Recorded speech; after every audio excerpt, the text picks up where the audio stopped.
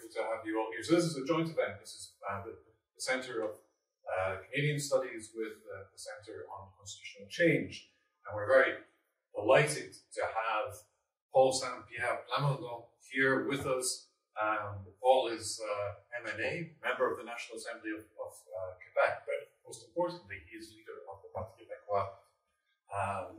He came to the leadership position from a background in law, with degrees from McGill, from Lund in Sweden, and from Oxford, and with various sources of law, human rights law in Bolivia, legal advisor to NATO in Brussels, and some pro bono law on his return to Quebec. So a very international background.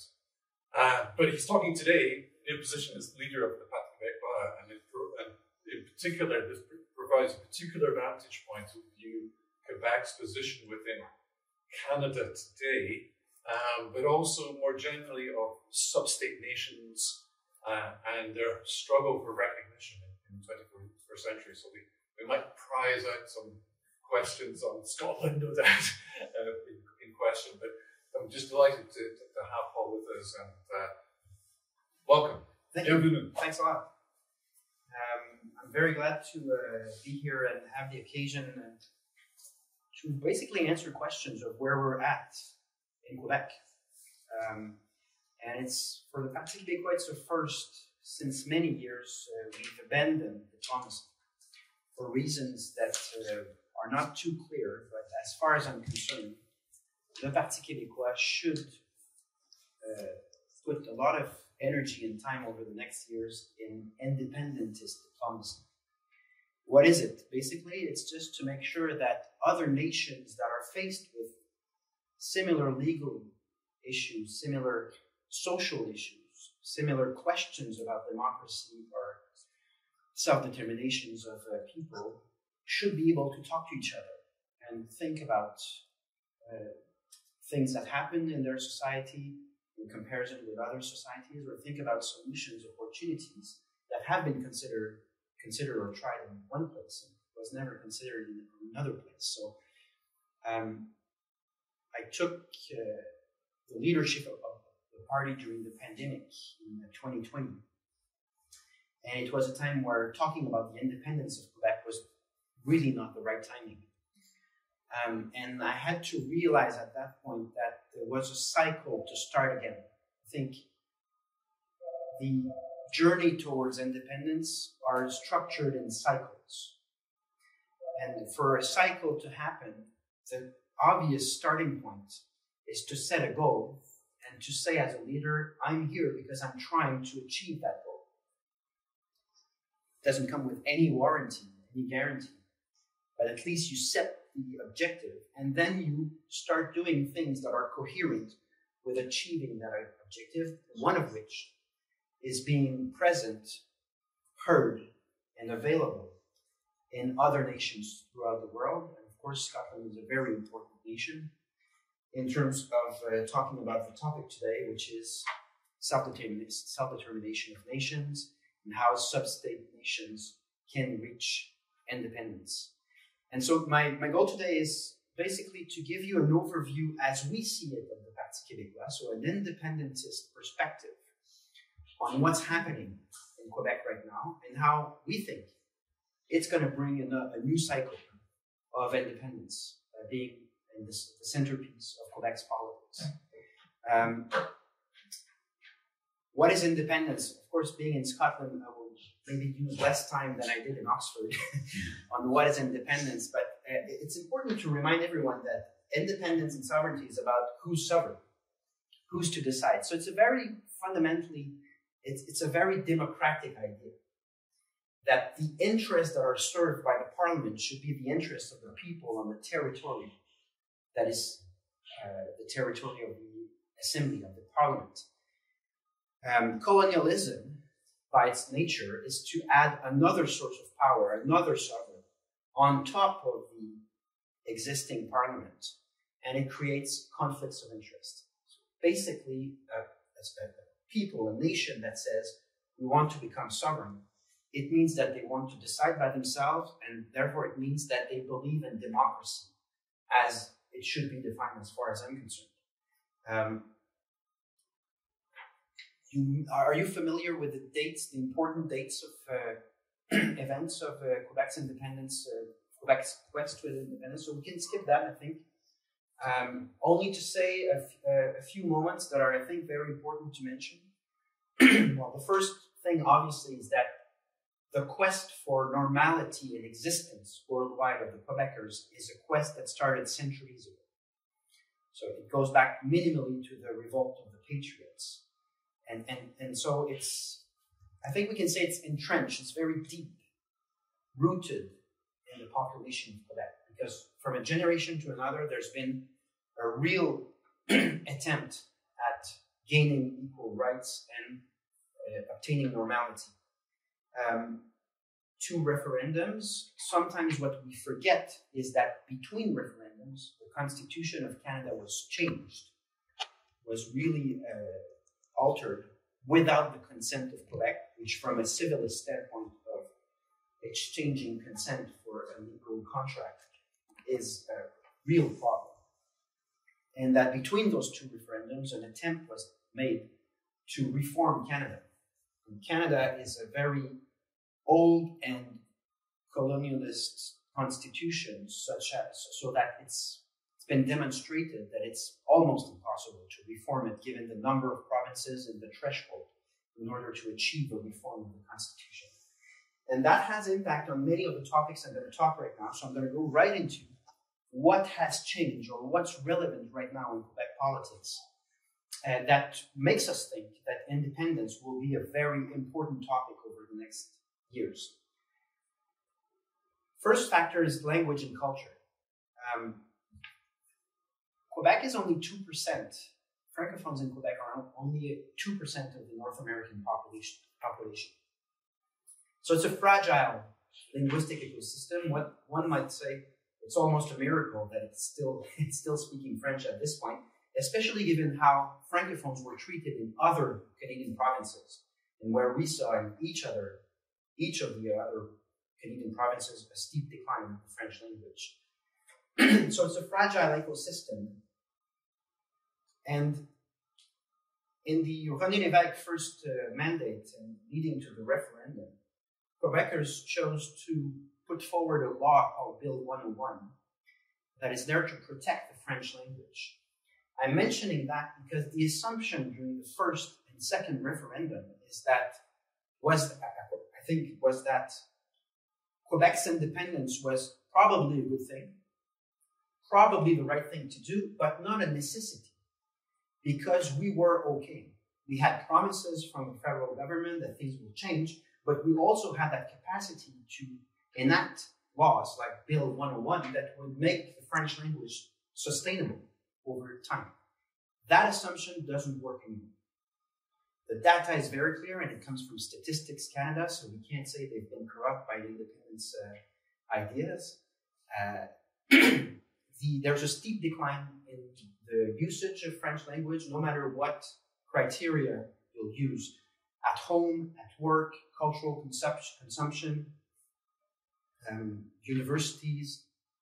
The French language is not doing well. The decline is important enough that it's a question of decades, the way it's happening right now. It has to do with globalization, and it has to do with Ottawa refusing to collaborate on cultural issues through the CRTC, the Regulation Board of Television and Radio. It has to do with the Official Language Act at the federal level, because we've asked, for instance, that our Bill 901 apply to all companies in all places on the territory, but the federal government will refuse that bill when it's a federally owned company, which has an important impact.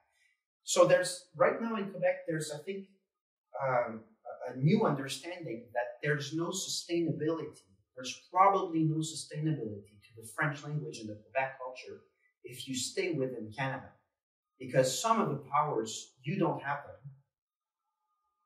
And there's no will to collaborate on the side of Canada. And if you look how Francophones were treated in other provinces, and you look at the trend they have had, it's not very complicated to see where this is going in the case of Quebec. And so that's one thing that is changing. One thing that you already know, but it's still there, is that the conception of what a secular state is fundamentally different between Quebec and Canada. And it creates, although the debate has been done and has been done too many times as far as I'm concerned, it creates a constant tension in the media because the conception of right to religion in Canada is way broader, and it comes with an idea of secularity that, as far as I'm concerned, is more community to a community-based approach. So Canadian politics, from a sovereignist perspective, is very based on identity. It is identity politics, but it's identity politics that promotes religious identities, ethno-cultural identities, community-based identities, gender identities. So the society is conceived as subgroups that are living one next to another and that are competing for power or grants or status through, under the Trudeau government at least, through a new ideology, neo-progressist ideology that takes up a lot of space in Canadian politics and Canadian institutions. And on the other side, you have Quebec, who has a more universalist approach to those questions, and who think that if a law applies based on a principle such as that state and religion shouldn't mix together, we can debate a long time whether this should be the case or not. But if Quebec democratically decides, as other countries did in Europe, that state and religion should be separated, well, the general approach in Quebec is to say, well, it will apply everywhere, every time. And of course, it may have different consequences, but the principle is that the law should apply to everyone.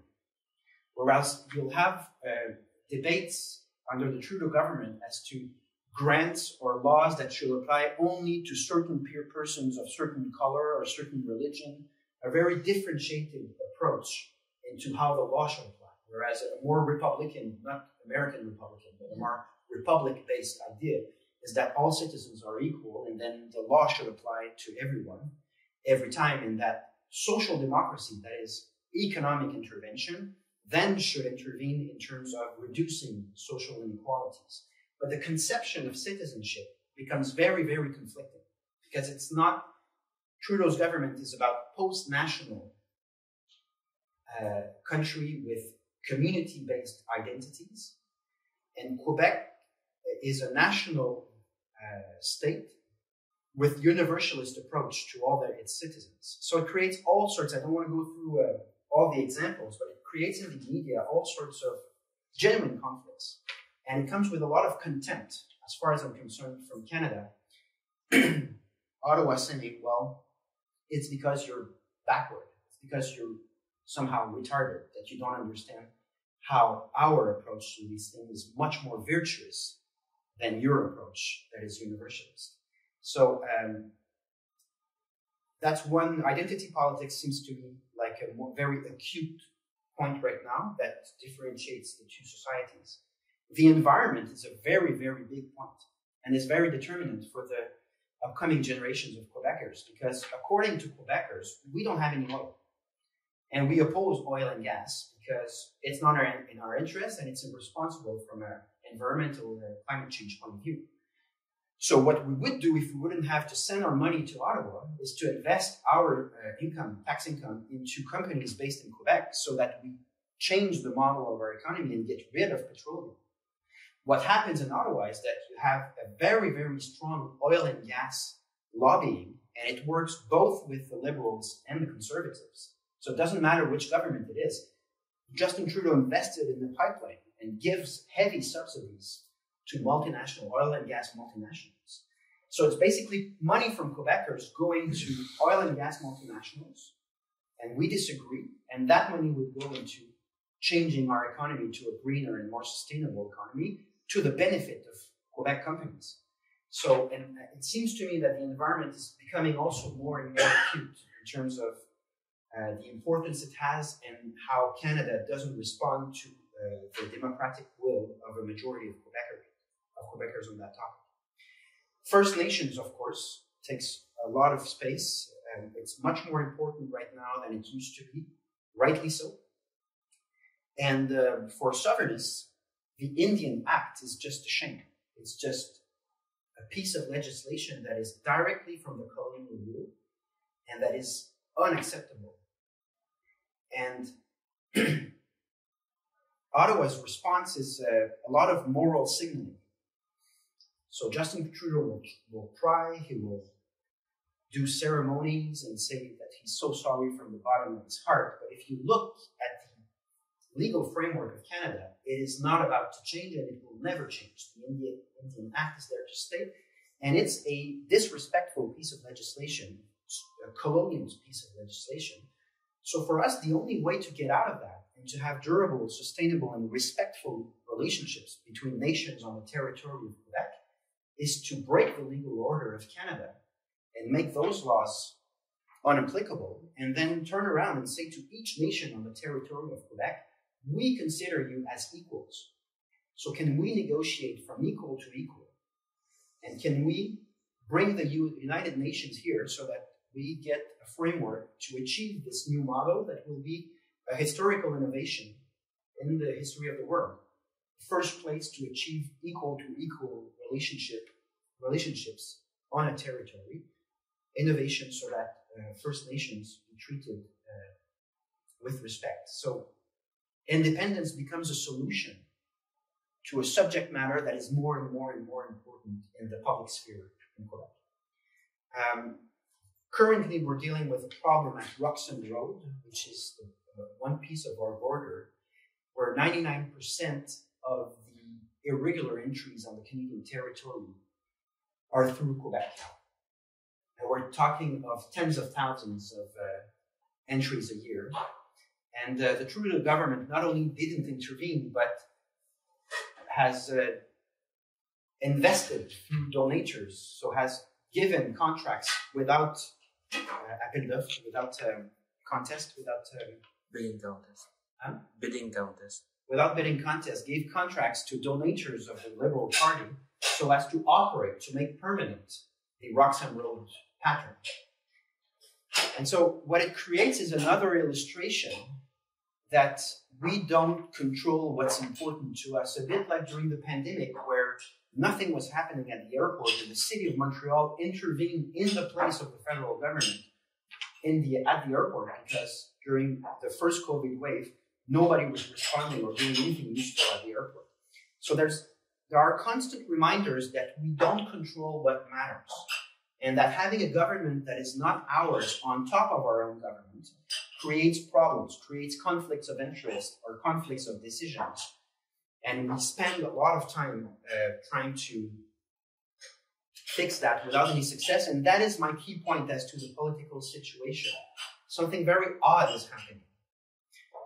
A former independentist, François Legault, created a party with the assurance that it would be federalist at all times. And he's been consistent. He never opened the door to independence. But he did say that he was a nationalist. And we have to be careful with the word nationalist because in Quebec, it doesn't mean the same thing that in Europe. Nationalist in Quebec is a very broad and blurred word that basically means that your decisions are loyal to the national interest of Quebec. But it doesn't mean further than that. It's just a very broad term. He says he's nationalist while he's federalist, which is an interesting concept. It's like being progressive conservative. It's like, kind of get it, but it's not obvious. And he did something that liberal governments at the Quebec level would never do. He started asking for power and asking for certain things. And all those substantial demands were denied, but denied with a level of contempt that is typically Trudeau-style government, like not answering or answering in 24 hours with a sense of dismissing with arrogance. Something happened over those 5 years where the population of Quebec acknowledged that the idea that a solution was possible within Canada is not defendable anymore. Nobody thinks, after having seen 5 years of attempts of fixing tons of issues, all those the issue I just mentioned, but on top of that, The Legault government wanted all the culture, the powers in culture, wanted to simplify the tax income report so to have just one, made several demands that I didn't mention. It all failed. So after 5 years, there's a useful thing that happened for the sovereignist movement. That is to show, without having sovereignists trying to make Quebec's independence, to show that it's actually perfectly impossible to find solution for what matters to us. And we've already tried to reform the Constitution of Canada, as I mentioned, during the 80s. If you combine that with a very important decline of the French language and the Quebec culture, the independence of Quebec shifts from an interesting project, something that would be great, to something that is absolutely necessary if we want viability as a nation and people over a century. And that shift is fundamental to what I do. Because in that context, people assume that the independence, well, it's a very typically Canadian thing to say that independence is dead. It happens every 5 years. You have a magazine or a politician every 5 years to say it's dead. There was even a tombstone at some point on a magazine to say it's really dead. We verified. We looked at the tombstone. My political action is to underline the fact that since it's a necessity and it's been proven by people who doesn't have an interest in the independence of Quebec, there's a space that we absolutely need to take now. And it's even more important given the instability of the worldwide situation. So if other crises, war, pandemics, climate change, if things are going to change and it's going to be challenging for populations, we have seen during the pandemic that once a system is shaken, it doesn't take long for the world market to become very fragile. It doesn't take long for countries to steal masks from each other. So to be self-sustainable, self-autonomous, also has a value not only from a linguistic, cultural, economic, political standpoint, but from a safety standpoint, I think also it becomes relevant. So these are the questions that are taking more and more space in Quebec politics. And then happened something very odd. And many people wrote that I had a very, very well thought strategy in that mission I had not to take the oath to the King of England. The truth is there was no strategy at all.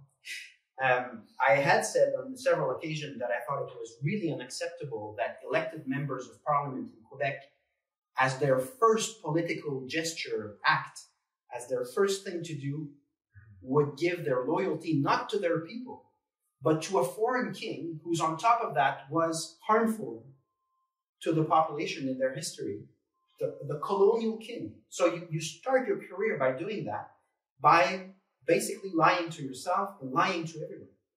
And the question was asked to me during the second debate of the CBC, and I just spontaneously answered, there's no way I'm going to take that oath. No way. And my advisor said, are you really sure where you're going with that? I'm not going to do it. I'm just not going to do it. And so the question became material when I got elected, and I just kept that stance, thinking that a motion from the government combined with an acceptance by the president, since it was a clear act of parliament, we had a motion saying we think he should be allowed to sit and exercise his role of elected member. I thought that would be sufficient. So we walked to the door thinking that the president would rule a few minutes before that we're allowed to enter so as to create a precedent. And the president actually refused, denied us access to the chamber. And it created a moment of exceptional intensity where there was 80 journalists, a lot of electricity in the air. We did it very respectfully. I was very quiet with the security gendarme. It was very nice, but it created a moment that really triggered a reaction in the population. Because the image was so strong, like, I'm an elected member and I can't get in because I didn't swear allegiance to the King of England. So in the following weeks, something emotional happened. And I think it shows that history, it maybe is not known in detail by the population, but is lying somewhere subconsciously beneath. People know the history somehow. Because the amount of emotional reaction of support was so strong, the government was forced to do something about it, whereas at the beginning they said they wouldn't do anything about that. And once it was a success, people were so enthusiastic, and they're still. I met young Quebecers at the airport here in Édimbourg, and it's like I'm Mario Lemieux that says, "Oh my God!" And it was not the case before that oath to the king thing. So I think it's important to mention for two reasons. I don't know the scope I don't know the impact it will have in 1 year, but I know it had an impact that I never suspected. I know as well that it's a metaphor to independence, because what I was told when I said 2 days after the election, I'm actually serious about this. I was told it's a waste of time and it's never going to work. And it came with a lot of contempt, a lot of, oh, PQ is just so much going nowhere. They have nothing useful to do. You should get back to work. All of this, I decided to stand up to it. In the same way that independence of Quebec is never an important topic. It's never the right moment to talk about it, and it's never going to work. So it's not about the arguments in favor of the project. It's about telling you that you're not capable of achieving it. So that's a parallel. But the most important parallel is that if you stand up to it, you will find that on the next day, everybody starts saying, oh, of course it should have been done for a long time, and thank you. We all agree. We all agreed about that. It's so obvious we should have done that. And the other thing that happens is not a single person wanting to go back to the previous situation. So it's very interesting to interview and to hear all politicians who swore the oath saying, next time there's no chance I'm taking that oath, because it's still there. It's optional right now. I'm predicting that in 2026, not a single MNA will take the oath to the King of England. We will never get back there. In the same way that once independence will be done, everybody will say it was obvious it was to happen at some point. And everybody will say there's no chance we're going back to begging for each power or each money that is our own in Ottawa. There's no chance we're coming back. Now we're a country, we exist at the United Nations, we have our national hockey team, we have our own strategies and representation. No one will say, I want to go back to a colonial state that treats us with contempt.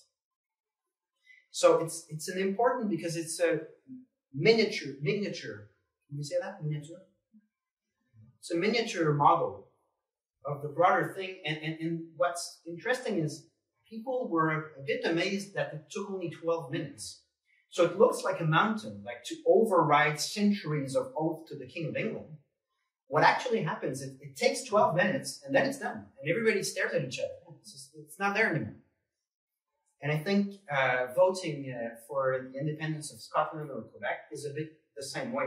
The next day people go to work. Things continue. Companies assess whether there's risk, and when they see there's no risk and nothing happens and people keep on working, well, they're just, my business is still profitable. So let's carry on. So it's an important, I'm sure it's an important moment.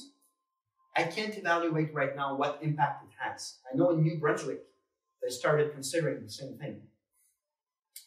It's too early, but it happened and it needs to be mentioned, I think. At least for the PQ's stance in the Quebec politics, as it changed something. So as to end on those observations, before I leave you space to ask questions, I want to finish with democracy. Yesterday it's fun to spend time in Scotland because there are many things that I talk to with media and the population, and it's really like what we hear in Quebec. One of those things is, yesterday we were at an Italian restaurant, and the waitress, we talked about politics with her, just to have a grasp of how she feels. And you can hear in her answers the lack of trust towards politics and a certain amount of polarization. So there are a few trends that are worldwide right now.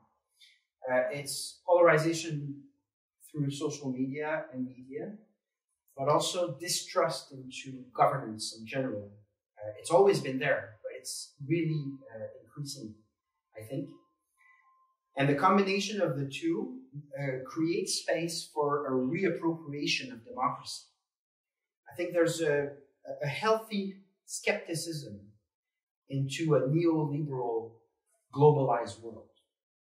I think it doesn't serve the interests of the populations all the time. And I think people need to feel that they own their democracy, that it's actually a democracy. And that topic I will finish with, because I think it's the bottom line with Quebec's future. Canada is a post-national state based on community-based identities. It aims at being 100 million of Canadians thanks to immigration in 2100. And in that process, they have shown no interest whatsoever towards the French language and the sustainability of Quebec's culture. So that vision that is post-national is different from my vision that is sustaining democracy through a national state. And I think democracy and the national state, meaning a certain determined number of people on a determined territory, is fundamental if you want democracy to continue. I'm being told, you're talking about globalized problems, so how can sovereignty solve such global problems? And my answer to it is, and it's the case of Mélanie Joly, the foreign minister that I know well. She says that community-based approach, very local approaches, combined with worldwide governance of some kind, because we don't know whether it's Davos or the United Nations, but that combination would solve issues that are important to us. My answer to that is neither of them is democracy. It's just competing interest on the local level and powers that we don't know who is triggering, who's pulling the strings. That's not democracy. And democracy is fundamental if you want decision-making that reflects the will of the people on all topics.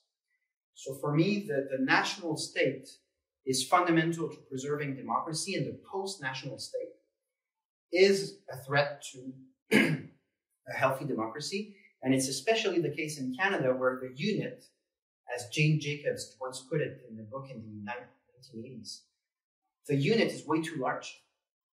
So you try to balance interests that are competing or irreconcilable. Quebec's, Ontario's, Alberta, Maritimes. And when those competing interests are, you need to choose, well, often as a government, you look where you need to win. You look which province donates to you, which province actually gives you the possibility to go back to power, and that will not be Quebec. Because Quebec will keep on voting, Bloc will keep on voting in opposition with that power. And so we need to realize that for Quebec, democracy is at stake. That's how I see it. So that's why the project that we're putting forward is a universalist and very democratic project. And it means that we need to be able to respect our differences in terms of point of views on many topics, yet continuing to work and agree on the essential, that is, Quebecers should be deserve to decide for themselves. If we can do that, then we can have debates, but in a mentality of democratic respect. under my leadership at least, the Parti Québécois will aim at independence as much as we can, and will install a mentality of democratic dialogue through which people can stay alongside other people who don't think the same on very specific topics, whether it's left-wing, right-wing, authoritarian versus democrat, globalist versus localist. All those debates are legitimate as far as I'm concerned, and need to find a room because all these people agree that Quebec should decide for itself, and that in itself is so valuable for the democracy of Quebec that we need to be able to focus on that. So that's going to be how I'm going to give space to everyone over the next years, and I'm going to do what I'm doing today, and you're going to see me again, because it's really like the start. The way we see it is we need to start again friendships that allow populations that are going through the same thoughts on those topics to collaborate and to not feel alone, because we know that Ottawa and London have been collaborating during the first referendum. They played the same playbook. They implemented the same playbook against Scotland. So if we know that fear and last-minute promises that will never hold is the playbook of the no side, there is an interest for the yes side to be able to talk to each other and say, what do you intend to do about it? What's your take on that form of propaganda or that form of strategy? So I will be working on this. I'm going in Belgium this afternoon. Afterwards, I'm going in France. We will be doing this as much as we can. Encourage cultural cooperations between Scotland and Quebec. If artists can get together and exchange on how they view their nation, it would be great. So it might sound very ambitious, but we need to start somewhere. And unfortunately, Parti Québécois has neglected to do that for more than a decade, and that needs to change. So that's the meaning of my presence today, and that's what I intend to continue doing over the next years. So the rest of the presentation is really about answering specific questions you might have, and make sure that the presentation I covered everything you think is relevant. Thank you. Thank you very much. That was a terrific overview of a lot of the issues that are taking place in Quebec and Quebec's relations with Canada right now. So, open to question. Any questions? People have thoughts. Nick. Do you want to say who you are? Sure. I think it'll be a rather little charity here. Lots of academics work with politicians. But my question is nothing to do with work. I was in Ontario just after Queen Day, and I was giving some speeches at the university there, and I was interested to know what people thought about how we become a republic, the Queen decide, and views on oil. And I was really surprised that a lot of the replies I got were about First Nation treaties being agreed with the Crown, guaranteed with the Crown. Like, that wasn't something I knew. And I was reading recently about Quebec Solidaire saying things like your approach to First Nations and Indigenous peoples. And I hadn't heard about the approach involved in the UN. I was just wondering if you could unpick a bit what you think the relationship between an independent Quebec and First Nations would be, and how that would be. I think you said it from the year. Yeah. Well, as I said, it's a more and more important topic, and it's a good thing. Quebecers agree that that's an important conversation. It's moving forward quite quickly because there's a willingness to collaborate with First Nations.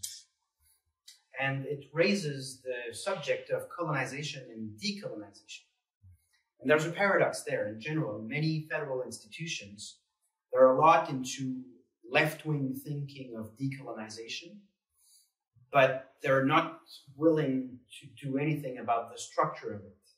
So it becomes more of moral signaling than a will to change, as I see it. How is it being played out in Quebec? So a strong will to be fair and to see what sustainable relationship there can be. Not enough awareness of the fact that within the federal regime, the Indian Act will stay. And it's really, it creates a tutorship. Basically, First Nations are not treated as human beings to the full extent. It's like really, really problematic. And that's not going to change. I don't see it.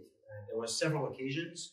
As I said, they're doing a lot of symbolism, signaling, but nothing.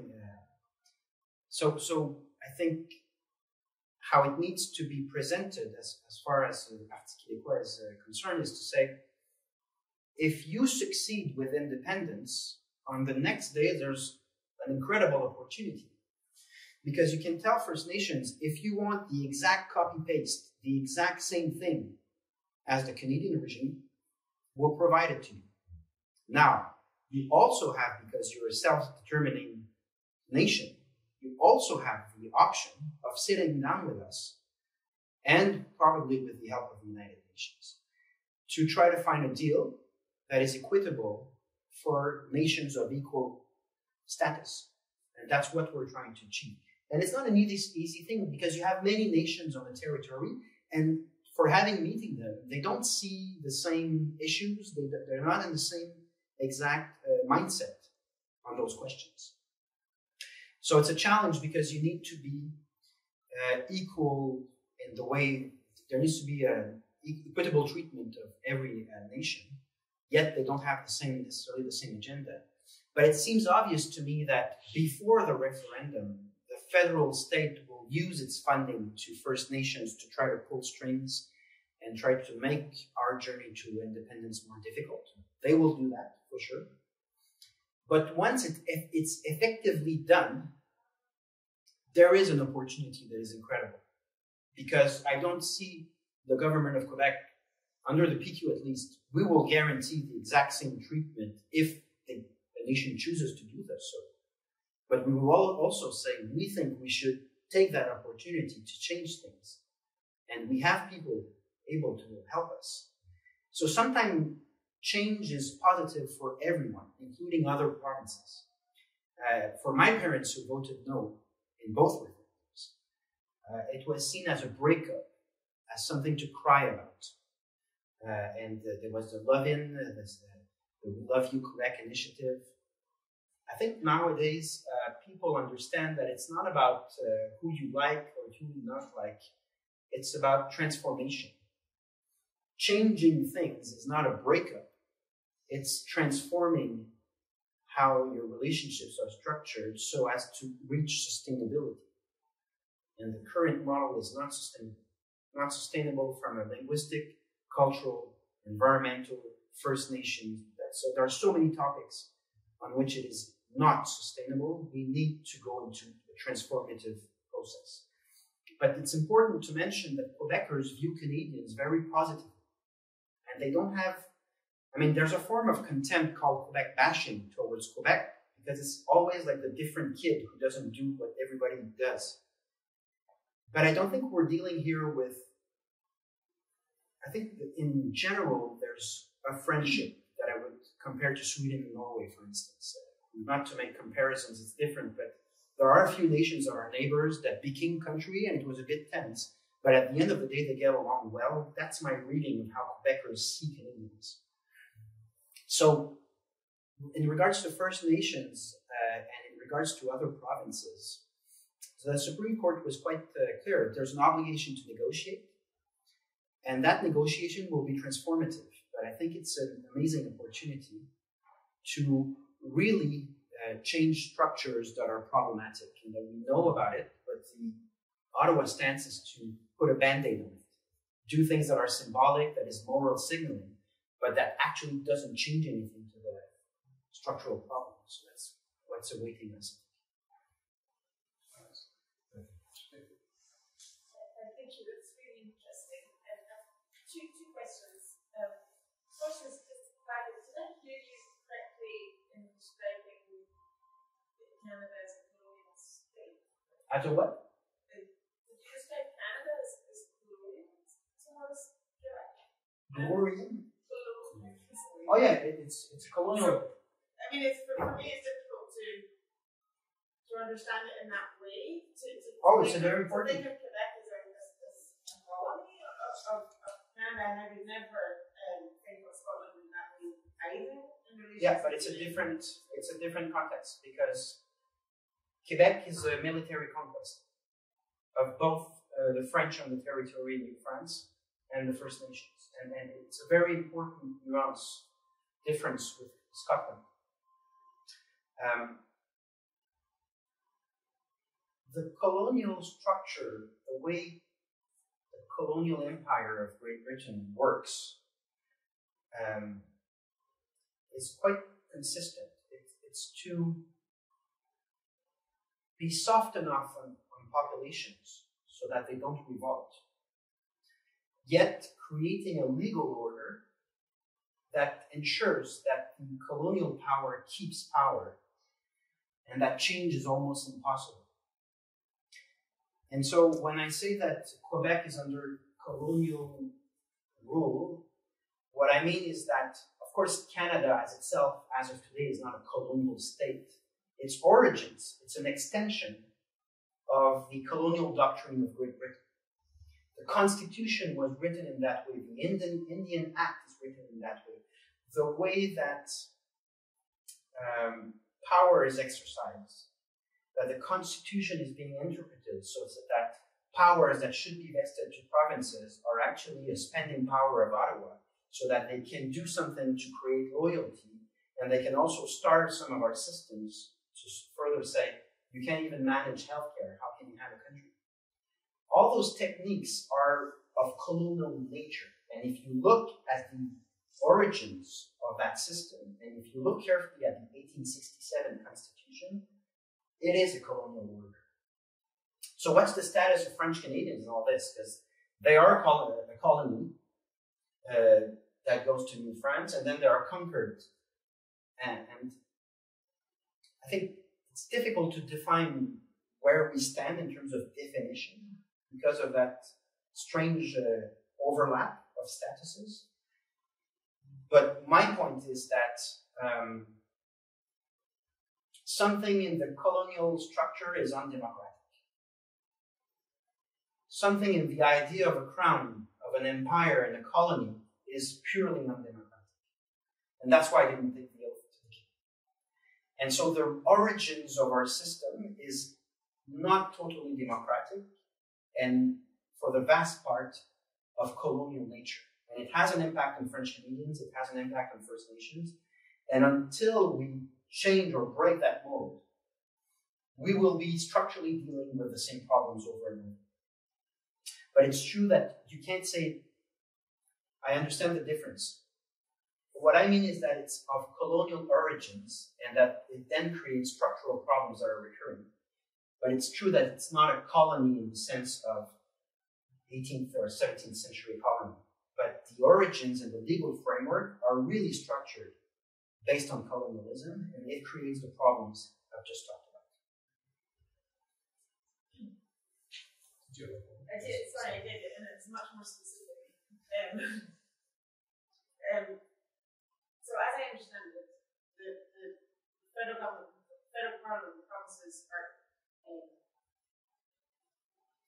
fully competent within their spheres of jurisdiction. Okay?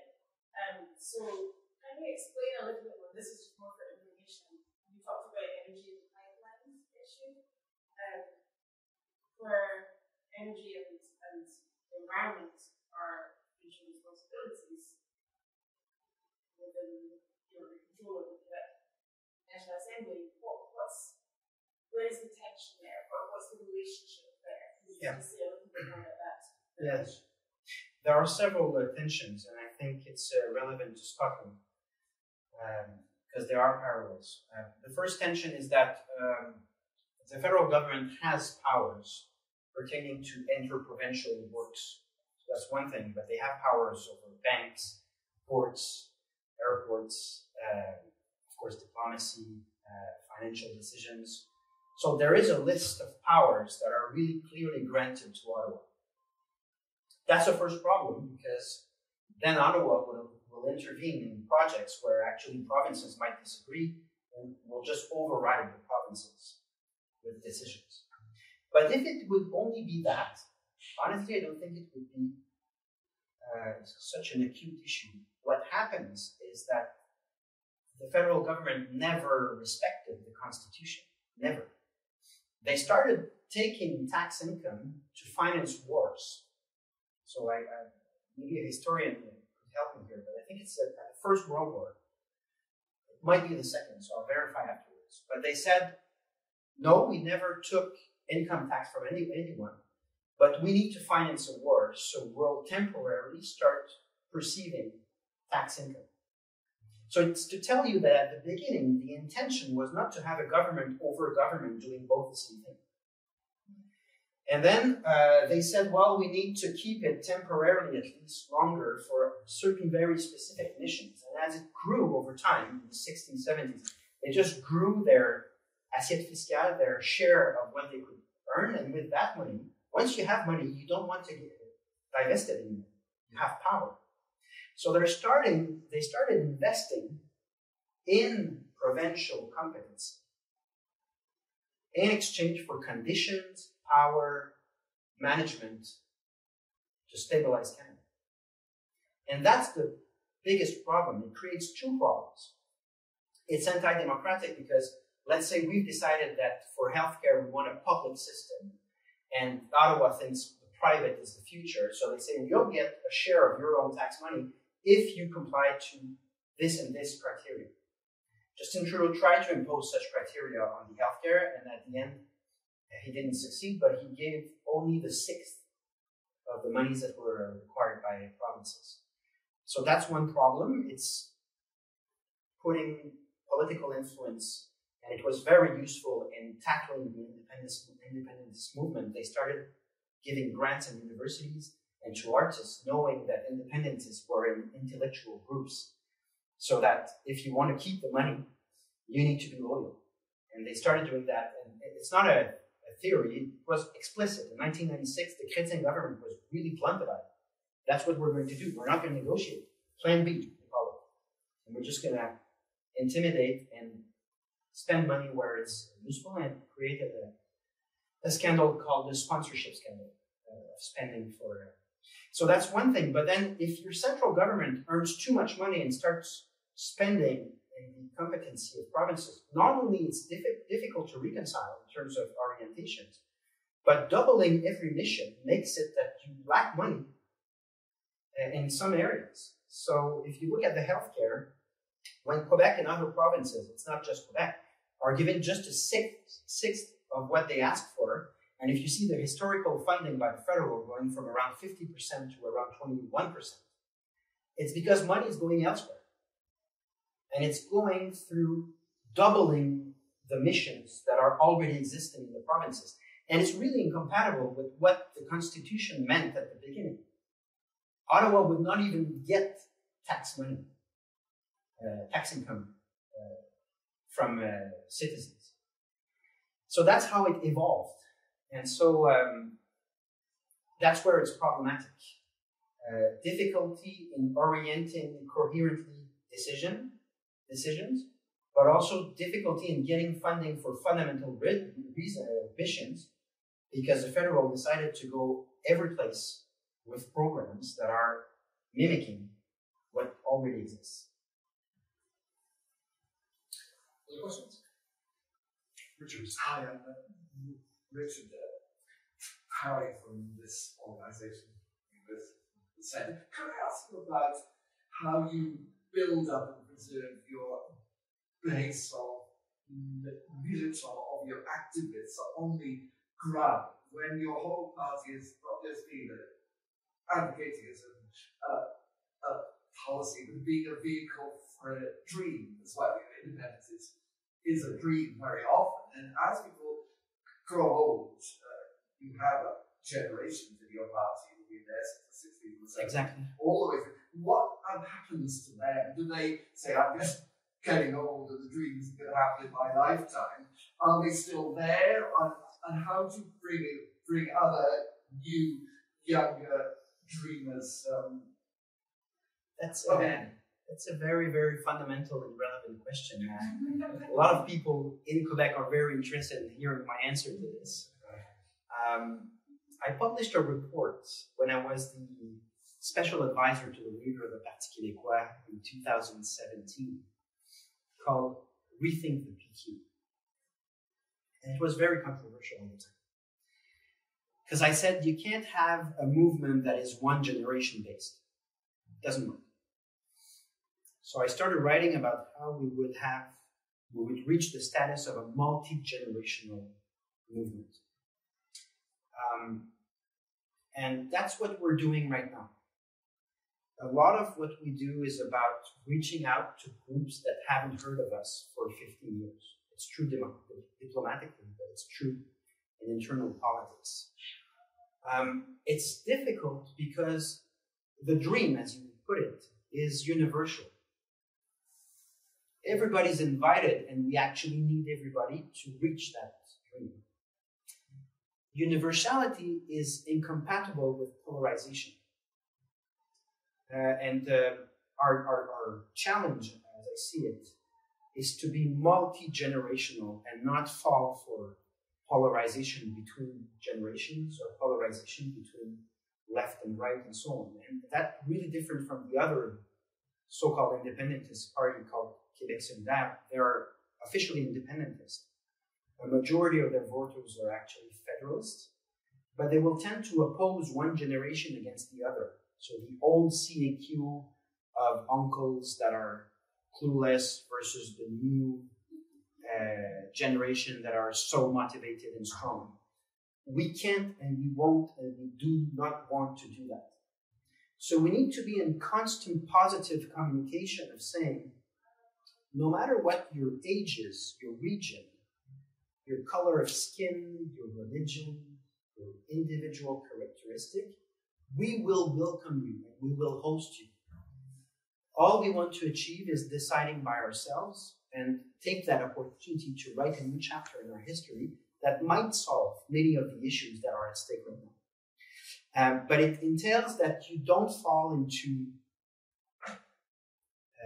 debates. It's a difficult task because you need to take a stance on society. You're a politician. But you need to do it so that people keep on listening on what's really fundamental. And it is a challenge. And that's why I'm traveling to Scotland. Because I want to understand, I'm sure that other movements in the world are dealing with the same context and the same questions. I want to be able to hear, how do you deal with that? Because it's a challenge for me. And we've been successful. So we went from, because people predicted the death of the Parti Québécois a few months ago. And we went from 8 to 9 to 10 to 12 to 15 to 18. I'm very optimistic about the next poll coming up in a few weeks. So we're growing.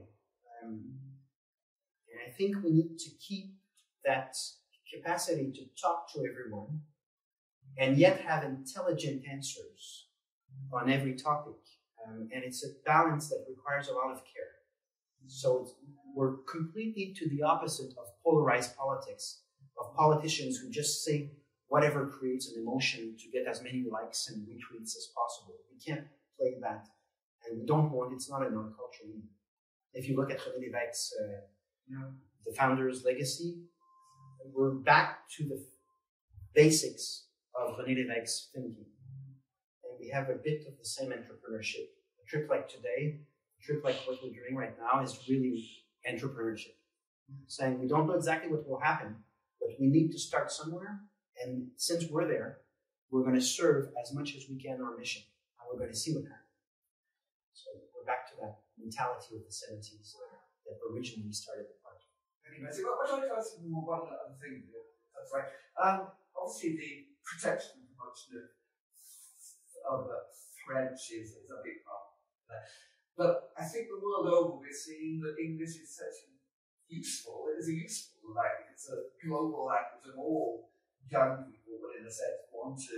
It's something you can offer, and this seems to be a sort of trend, I would suppose, in some ways. I mean, what do you do? Because you I think, have an older generation of operating French completely, and in Quebec, you can operate in French, it's a very high proportion of French. It's absolutely right, but I suppose there is a bit of a generational change there. And how are you handling this when so many young people all over the world know that offering English as a thing they can offer it and is an asset? Oh yeah, but being a country doesn't prevent you from learning English. It does allow you to regulate and promote your culture so that it's sustainable.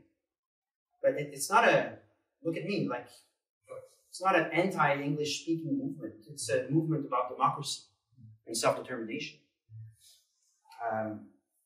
So I think the proportion of Quebecers who know English is now very, very large, much broader than the proportion of English Canadians knowing French, obviously.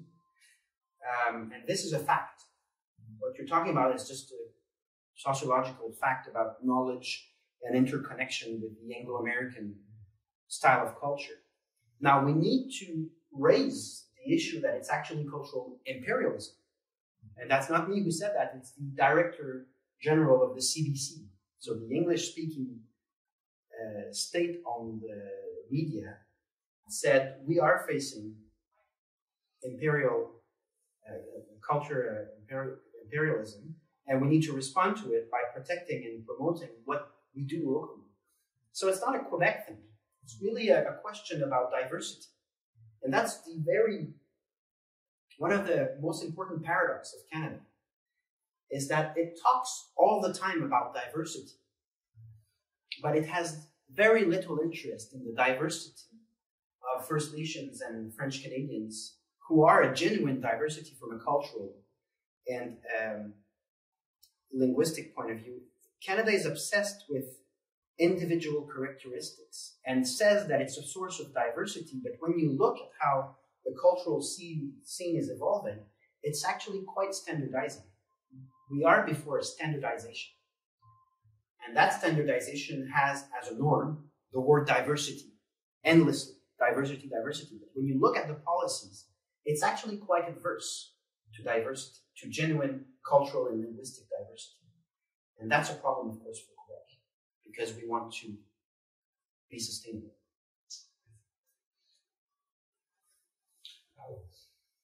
Alan Convery from the lecturer here. Do you think that all multinational federations must fail? Is there an example of a multinational federation that works? Or so I'm just in Scotland we talk about a middle ground being more devolution, or is there a middle ground, do you think, or must all multinational federations fail or be anti-democratic because they don't involve the nation state? You can't have a universal rule. Of course, the example of Switzerland will come up, and then are there nations among Switzerland, or just linguistic groups govern as one nation? So it's very difficult or impossible, I think, to make a overall rule. What has been, I think, clearly demonstrated is that your odds of surviving from a linguistic and cultural point of view as a sub-state nation, so as a small nation within a broader system that uses another language and another culture, your odds of surviving through times are very slim. And Europe is loaded with examples of that. So cultures and languages who have a good chance to sustainability are state nations. So I speak Danish. I've learned Danish in Sønderjylland when I was 17 years old. It's a very small population in the world, the Danes. But they have their border, they have their government, their folketing, and they have a culture that is recognized as the common official culture of that country. So the odds of the Danish language disappearing are very slim. Take the same small unit and put it in a larger unit with a very small proportion of the political power then, and with an overwhelming pressure to standardize everything into one language because it's complicated to know two languages. And over time, you know what's going to happen. So I think the rule would be that the odds of surviving from a linguistic and cultural point of view are slim if you're a sub-state nation in which you have a small proportion of the power and a small proportion of the number of people on the territory. It will always be seen as a problem. And the fact that you want to use French language in the public sector in Ottawa, for instance, will always be seen as a form of disadvantage or handicap, because you're using the beta system and everybody's using VHS. You're on MySpace and everybody's on Facebook. Whereas if your state nation says, here it's MySpace, well, it's MySpace. Does it make you sad that Canada can't work like that? Is there a version of Canada that would meet your aspirations if the federal government were to move, or is it just impossible? No. Is it a sad thing that we can't make multinational federations work? No, what's sad is that Canada puts that much energy into preventing justice to happen. That's sad. I don't have any bad feelings towards Canadians or Canada. I mean, it's a byproduct of colonialism, and it had to deal with all sorts of things in different period of our history where the standards were not the same. So I'm not into victimization or trying to rewrite history or trying to have bad feelings towards other people. I'm not into that at all. What I don't understand is that if you know that a population suffered from a certain regime, populations, nations, and you put all your money and your efforts in preventing justice and a renewed relationship to happen, that's ethically problematic. And I know it's going to happen again. I'm an idealist, but I'm not a stupid idealist. I know what's coming up, and I don't understand it. I don't see why we should not transform things. Because the idea that Quebec will stop collaborating and talking to the rest of Canada is just, it's there. It's physically, it's not going to move. It's not going to go anywhere. So I think what's coming up is a transformation. And I'm going to put everything I have, because I think without that transformation, the French and Quebecois culture within Canada is doomed. So what option there is? Can I just follow up to that? I mean, I understand that in terms of Quebec and the position of Quebec. Can you say a little bit more about what that transformation will mean for those relationships that you're to reset? Yeah. Reset geography will change from the challenge to the border. Do you envisage something like the Northern Canadian business version for that bit for maybe over for Canada Quebec relations? Well, we know there's an obligation to negotiate, and we know there are competing interests between the regions. Once you agree to self-determination of a certain number of units, so I can't predict how the West will gather together, I can't predict how the Maritimes will react, but I know units will come up with distinctive interests and more aligned interests than within Canada. And we have an obligation to negotiate in good faith. What's going to happen? Each region will respect the right of each other to self-determine and look after their interests in the negotiations. And then they will raise everywhere every item that is in the mutual interests of those units. And there are many of them. Actually, Canada is not a very functional trans-provincial trade entity. There are more barriers between provinces than with international trade. Because it's very difficult to reform, whereas more modern frameworks are just exactly this. They're more modern, so they're more effective. So there are many gains to be made with interprovincial collaboration in trade. There are many things to be done. I can't predict how and to what extent, but obviously there will be mutual and reciprocal interests. And then you just need to negotiate it, and it will evolve through times. And I need to reinstate that Quebecers, once they are guaranteed their right to enact their own laws and make sure that it's their will, democratic will, that prevails on their territory, their stance towards Canadians is very positive. It's a very interesting situation, because normally independence will come with a bit more of a, it's like in a couple, you need a very good, like a very strong argument before you break up. And it's really not how Quebecers see it. They have a stance towards Canadians that is very easygoing and positive. So it will have an impact on how dialogue can take place afterwards. I think there's a lot of space. But of course, Canada will never say that what I'm saying now is true. We'll never admit to it, because it would be admitting that the project would actually work. So before the independence, they will say that there will be no space for agreement, it will be terrible, and Quebec's economy will collapse. Of course they will say that.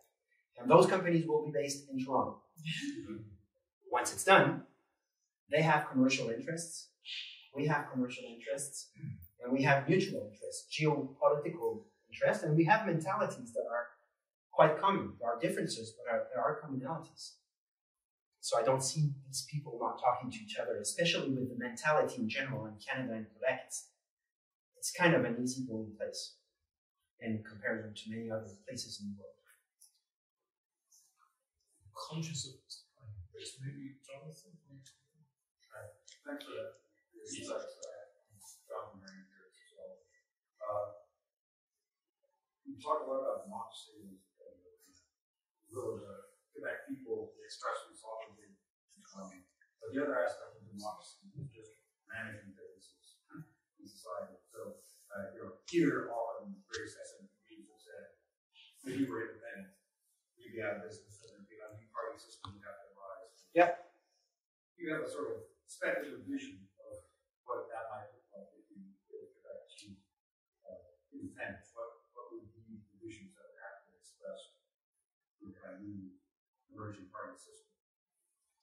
That's an interesting point. A similar question was asked to me in Oxford because an American from the Maine objected that you can't break a country every time there are conflicting interests in democracy. And I answered to that, you are correct, democracy is about conflicting interests coexisting.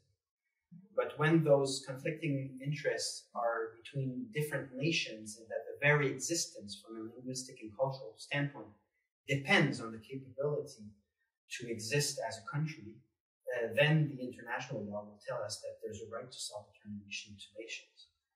Now, once you exercise that right to self-determination, how do you create institutions that are a positive innovation as compared to what used to be?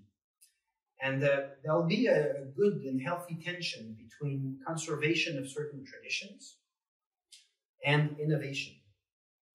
What I think will happen is we'll get into a more collaborative system, because the Quebec mentality is really not adversarial. Actually, we can't deal with conflict. Socially speaking, Quebecers are very uncomfortable with outspoken conflict. Whereas I was taught in Oxford University at the business school that conflict is absolutely necessary in order to find solution, and you should be outspoken about it. But the Quebec mentality, people will tell you, being openly in conflict with somebody else is very, very demanding. It's not in our culture. We have a more cooperative-based economy, cooperative-based approach. So I think the Parliament would start reflecting that by bringing in an element of proportionality, yet by keeping some of the attributes of the British parliamentary system.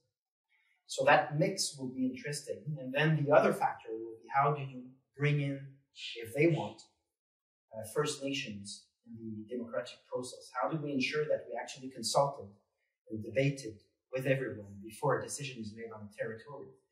So there's a lot of room for innovation, and there'll be a healthy debate in between conservative views of keeping what's good and progressive views of changing what's not working. And I think we're going to have something that is a mix of the two. It's going to be interesting. Any questions? Sorry. Hi, my name is Ida. I'm the program researcher here. I think it's my first year. I write this from Montreal. I would like to encourage you a bit about the next time alone, because you as a leader, I think you have really progressive view on women issues, not just review on First Nation issues, on the issues, but the rocks are on, and you suggest that close the road with the police. So I would like to hear what's at stake there for you, and why this more conservative, like the open position about immigration. Yeah. There are many things to say about Roxham Road in regards to my position in general. It's true that although my doctrine is to leave space to everyone in the party, including right-wing views, I'm an obvious social democrat. Over 15 years of comments, people know where I stand. My view on Roxham Road, as I see it, is not conservative, but social democrat. A social democracy is about democracy, so you need a certain number of people to decide among themselves. So it's based on a frontier. If you don't have any frontier, democracy is destabilized because many new people come. And how do you decide? There's a process. And immigration, of course, works when the process has been thought of and permits integration into that democracy. But it's an anti-democratic act of Ottawa to breach the frontier, the border of Quebec, without any debate, and impose on us an unlimited number of people entering Quebec's territory. So it's anti-democratic. But it's most importantly impossible from a social democrat point of view, because your fiscal amounts with which you spend and try to achieve your social mission as a state is, of course, limited. So almost 9 million of Quebecers, 6-point-something millions of taxpayers.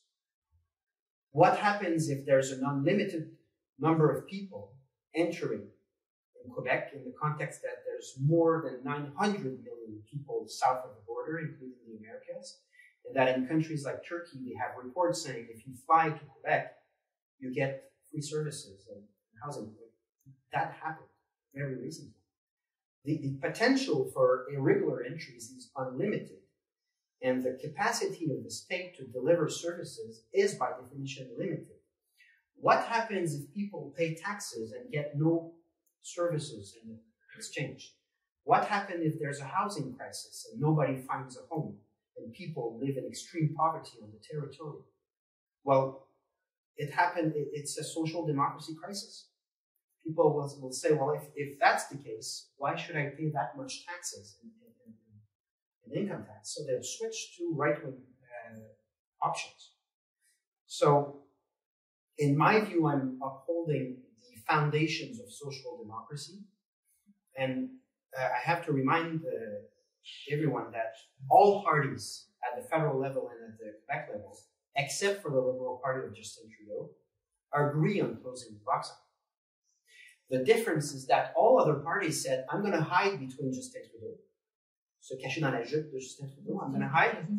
And I'm going to say, oh, it's up to him to suspend the agreement that creates that situation. But that has been said for 5 and 6 years. It's been 6 years now. So at some point, I'm behaving as if we're an independent country. I'm saying, if you close a border, and that was done at Roxham Road during the pandemic, it is with some force of police. It can be the RCMP, the border control, or it can be the Sûreté du Québec. But when Parti québécois says, I'm going to send the Sûreté du Québec, when you close a border, there's an agent involved. And closing a road has been done hundreds of times. New Brunswick did that with Quebec during the pandemic. They just took the frontier and said, you don't cross here anymore. And so some people attempted to say that I'm xenophobic and extreme right. And we need to understand what's happening here. I'm a social democrat trying to uphold the fundamentals of social democracy. But the left wing of the left wing, the really ideological left wing, has discovered a technique, I guess through Twitter, that everyone that disagrees with your ideas will be tagged with xenophobic, transphobic, racist, backwards, conservative, name it, extreme right, Nazi, let's go. There's unlimited amount of insults. to anyone that opposes radical left ideas, and I think that abolishing frontiers is a radical left idea, and it's a bad idea. But the mere fact that I'm trying to say that the frontier is the foundation of social democracy triggers very bad publicity where I would become a conservative. And I don't oppose conservatives. They have their space in the public discourse, and some of them are sovereignists, and I talk with them. I mean, but there's a tendency in all democracies right now to insult and diminish positions without arguing on the fundamentals of why one option or one policy would be bad or good. So Roxham Road is about abolishing frontiers, because when you hear teachers of certain universities, Concordia, UQAM, they say you can't close Roxham because it will happen elsewhere. So we need to out loud very clearly to say, okay, so you're arguing for abolishing frontiers. And if it's the case, you are in your right. It's okay that you say that, and we'll debate it. But please name your option. Your option is abolishing frontiers in a context where hundreds of millions of people would improve their economic and social situation by immigrating to Quebec. So you say that anyone from now on would be able to enter our territory. You have the right to propose this in a democracy, but I have a right to say that it's bad policy and that it will break social democracy quite quickly. And then we need to debate. But it's been hard for me to access that right to debate on rational arguments. But I don't see myself as conservative. It's just anything for the radical left, everything seems to be very extreme when you don't agree with what they actually. Actually, there's a deviation there. As we only read on newspaper, President Plamondon wanted to send the police. Yeah. That's what the media reports. Yeah. I think it's an issue of. Oh, I can tell you actually what happened. If you go to the National Assembly, you have the full press conferences in the morning. Mm-hmm. So they go, so you want to bring the police? Well, if I want to close a road, I'll have indeed to use the Sûreté du Québec. So that will create an enclave, that will create a zone. Well, obviously, if I can't close the border because I don't have any power, it will happen a few meters later. And indeed, it will create an enclave. So you want to create an enclave. And then the title is just, PQ wants to create an enclave, send the police. And it's technically true, but it tells you how difficult it is to have rational and respectful debates on those topics when, and that's nothing compared to what happens on social media. And I think the media are influenced by the social media, so it creates that polarization. I think although the population is smart, they see through, like they have a sense, they maybe don't spend all their time thinking about those issues, but they have a sense of what's off and what's reasonable. So I have to keep the reasonable corridor, even though I'm being, and it has to do also with making the independentist movement weak. So let's keep in mind that René Lévesque was called a Nazi, and Jacques Parizeau as well, Lucien Bouchard as well. Remember how Pauline Marois was treated, and she was also shocked. We have to keep in mind that being the leader of the Parti Québécois comes with a constant defamation, an attempt to undermine the legitimacy and the credibility of those people who say that Quebec will become a country. It's part of the tactic against independence. So it's nothing new in the history of the Parti. Paul's been incredibly generous with his time, being open to question. Thank you all for coming. Thanks for all the questions. There is food here. We're not going to be kicked out. So, and I know that Paul. I don't know for the airport. What's the schedule? No. Okay, I have to run to the airport, but you can eat. I'll run with the cake.